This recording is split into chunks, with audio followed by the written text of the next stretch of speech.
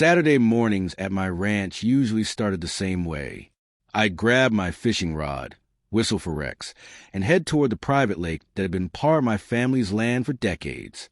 It was the perfect place to enjoy a quiet morning before the day became busy. I reached the dock, cast my first line into the calm water, and settled into a folding chair while Rex watched the shoreline. The only sounds were birds, gentle waves, and the breeze moving through the pine trees. About 30 minutes later, I noticed someone walking quickly along the shoreline from a neighboring subdivision. Linda Harper stopped a few yards away and insisted that fishing wasn't allowed because the HOA considered the lake a shared community feature. I politely explained that the entire lake was located within my recorded property boundary. Linda showed me a neighborhood brochure that pictured the lake beside the subdivision.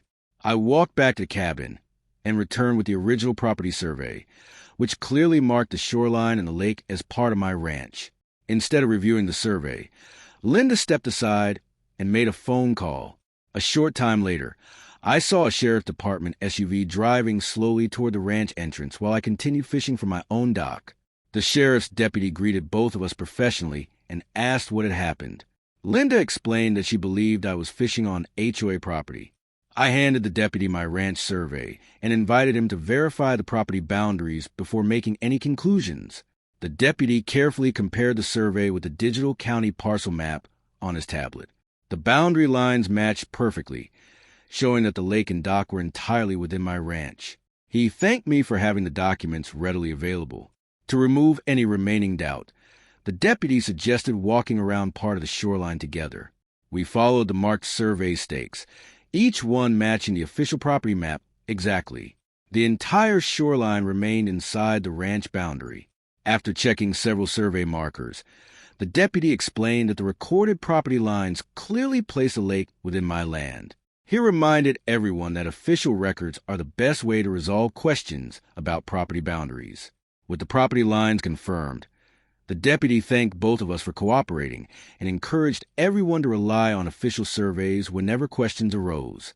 After the conversation ended, I returned to the dock, cast another line into the lake, and enjoyed the peaceful afternoon with Rex. The next morning, I received a friendly call from the county survey office offering to replace a few weather boundary markers around the lake. Since accurate markers help everyone understand property lines, I gladly welcomed the update. The survey crew carefully measured the shoreline using professional GPS equipment before installing new permanent boundary markers.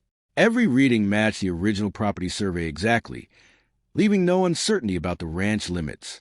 After the inspection, the lead surveyor handed me an updated certified boundary map. I placed it inside a waterproof document case in the cabin, so it would always be available whenever questions came up. Later that afternoon, several neighbors stopped by after noticing the new survey markers. Curious about the project, they asked how the property boundaries had been confirmed. I happily explained the survey process and showed them the updated maps. As the evening sun reflected across the lake, I returned to my favorite spot on the dock. Rex settled beside me while I cast another line into the calm water, grateful that clear records and respectful conversations had turned a misunderstanding into a positive outcome for everyone. A few days later, the county parks office asked that they could photograph the lake as an example of well-maintained private waterfront property. I agreed, and they spent the morning documenting the shoreline, dock, and conservation efforts around the ranch. The officials admired the clean shoreline and healthy fish habitat around the lake. They explained that careful land management helped preserve the water for future generations while keeping the surrounding wildlife thriving. Before leaving, one of the officials suggested installing a small informational sign identifying the lake as private property with contact information for visitors who had questions. I thought it was a practical idea and started designing one that afternoon. The following morning, I installed a finished sign near the entrance to the fishing dock. It politely explained that the lake was privately owned and encouraged anyone with questions to contact the ranch office before entering.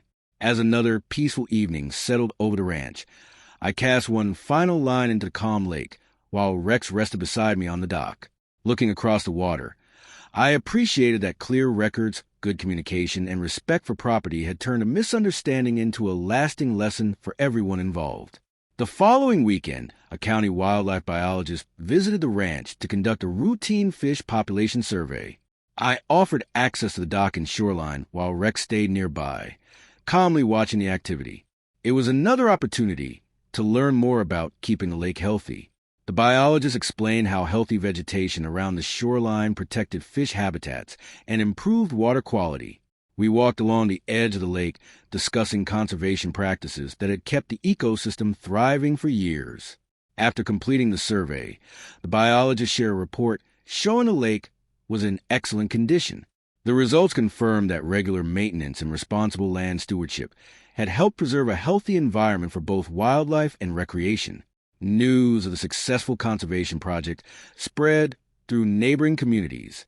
Several local landowners visited the ranch to exchange ideas about maintaining private lakes and protecting natural habitats for future generations. As the sun dipped below the trees, I packed away my fishing gear and looked across the peaceful lake one last time. The experience had reinforced something I'd always believed. Good records, open communication, and respect for property create better outcomes than assumptions ever could. The following month, the county invited local property owners to a shoreline stewardship day. I demonstrated how regular dock inspections, shoreline cleanup, and responsible fishing practices help keep the lake safe and healthy throughout the year.